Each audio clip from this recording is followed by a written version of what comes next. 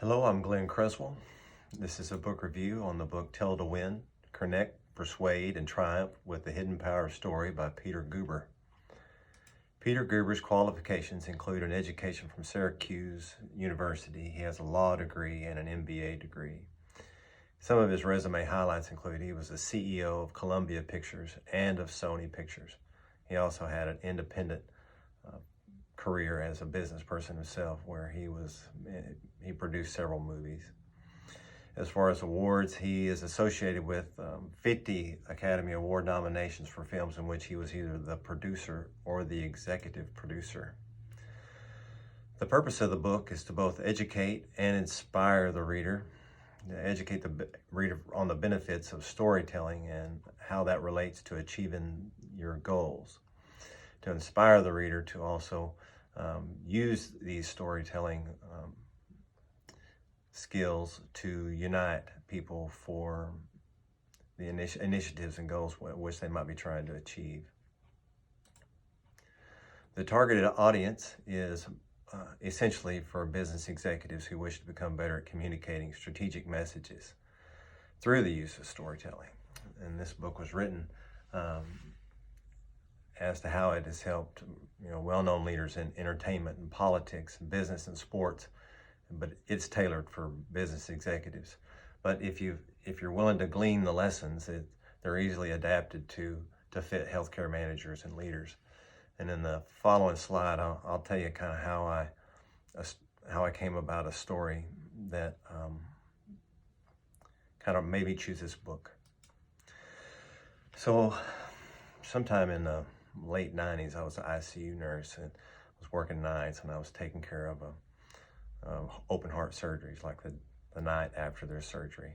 And my job in that ICU was to wean ventilators and titrate medications and keep the patient on a pathway that led them to being extubated the following morning. That was the whole job.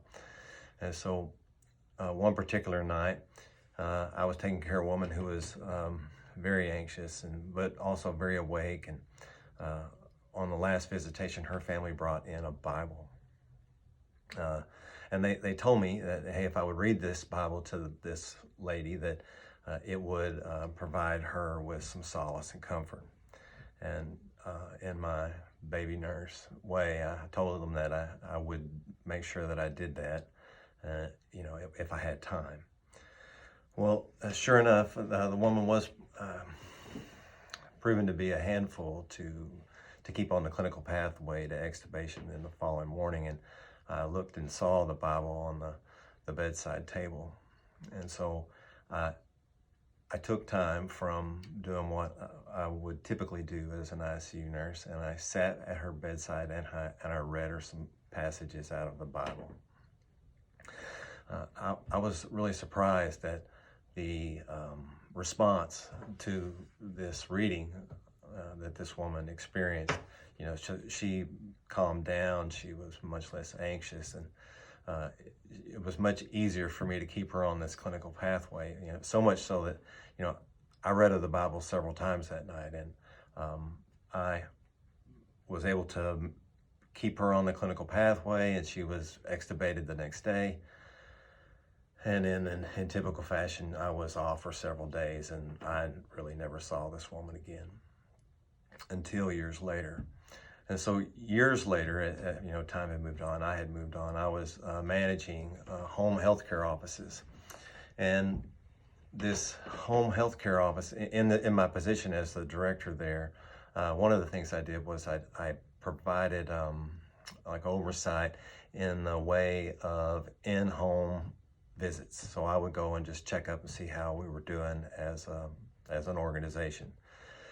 And completely at random, I picked a name, and I went to the home, rung the bell, and when the woman opened the door, I didn't remember her or her name, but she instantly remembered me as the nurse who took such good care of her and read her the Bible on the night of her open heart surgery.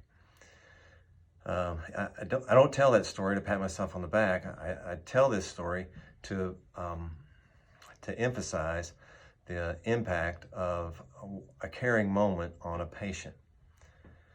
Patients don't care so much about all the intricacies that nurses provide, all the background, all your medical knowledge. Most of it you could just throw out the window.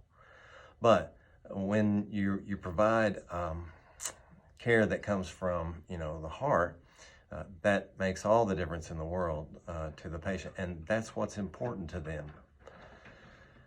So this story is something that I've told over and over when I'm relating the importance of providing care from the heart.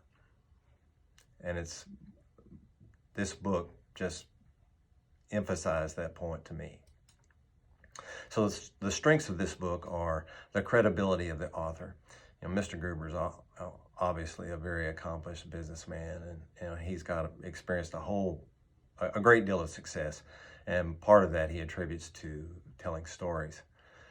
And the book is a who's who of success stories, of heroes, and great stories center around a hero. And the book is full of these sort of things, people that you would know. And lastly, the last strength that I'll talk about is that he actually provides scientific evidence as to why storytelling touches us in ways that just data does not. And it has to do with we're wired, historically, to tell stories. And when we hear a good story, our brain produces oxytocin, and it influences our ability to trust the person that's telling the story. The shortcomings of the book are Mr. Gruber makes little or no effort to describe these stories with regard to anyone who is not affluent. Therefore, they could be hard to translate to those of us, to normal people, to healthcare managers and leaders who, aren't trying to win the NBA finals. But the book, it's also repetitive. The book it's story after story, and after a while they do get a little old. But every story is important, and they're all interesting. So did he achieve his objectives?